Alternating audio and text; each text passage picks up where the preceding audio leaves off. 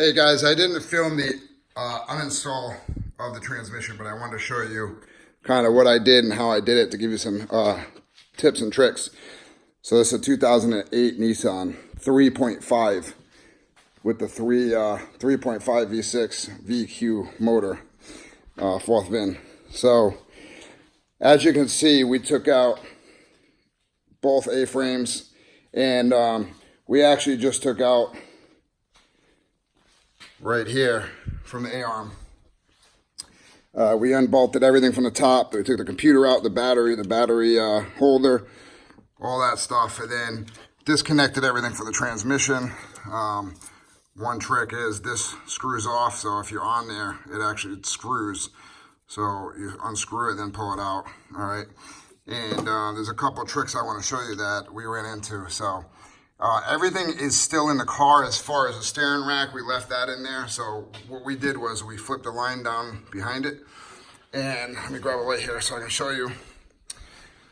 All right, so we just tied up the steering rack and we just left it hanging. There's only 2 bolts holding that in, okay?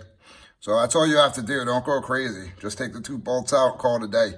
Otherwise, you're going to have to be dropping the rack down with the subframe. You don't want to do that. So obviously the torque converter, there's 4 bolts. You get to those from the inspection plate on the back. There was a filter line right here that I'm pointing out with the flashlight. Right here, that goes on the side of the canister.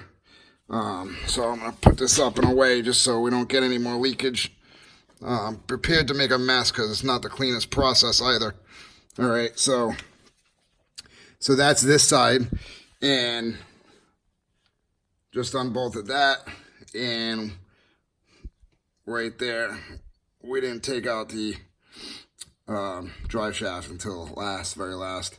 So you can see the kind of converter goes up and curves around. But I mean, at this point, the car is so open, we can do anything we want to it.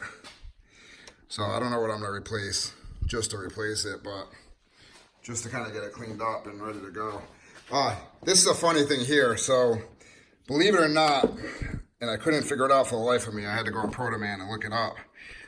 This right here are the motor mounts, all right? So these are side motor mounts, left and right, that go in the back of the motor and over here in the front, but it's left and right. So these hoses right here are actually evap hoses that run into your motor mount. Pretty crazy. Then it runs up into here, right into your evap. All right, so left this motor mount on, we left this one on. We did take the one over here off on the side that was connected right here. All right, so same thing, we took off, we unbolted it from the strut, and we unbolted it from the axle right there, the axle and the linkage, and then we just pulled it out.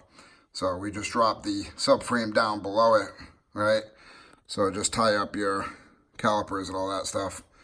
All right, so might be easy to change the belt wire in there that looks like it's got a couple cracks.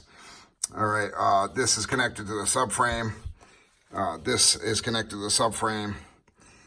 A couple more things connected to the subframe. So you just got to drop that out. These subframe plates have to come off. Here's the other drive shaft, CV axle. And then we had to take off the exhaust. All right, so that went to each catalytic converter, and then it went back down to the rest of the exhaust. So I'm going to show you outside what we have here. All right, so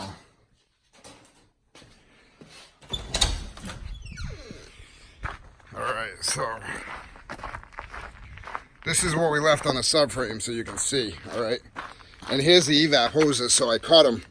I'm gonna have to figure out how to get hoses back in, or what I'll just do is just connect them together. So, all right, but the A-arm, we left the arm still on here. Bottom ball joint still on here.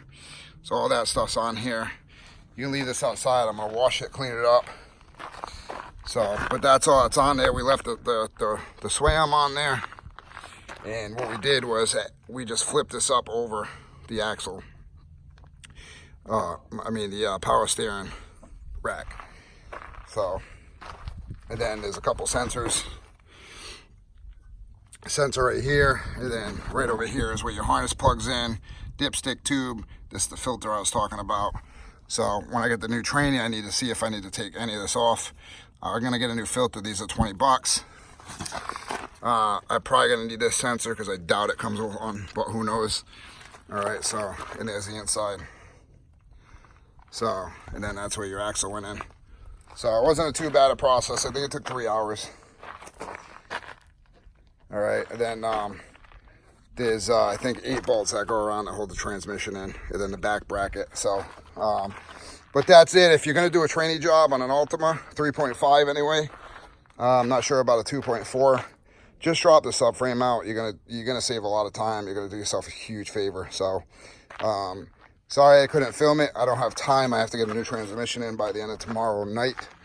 But I just wanted to give you kind of an update of what I'm doing and what's going on. So anyways, guys, as always, thanks for watching. Appreciate it.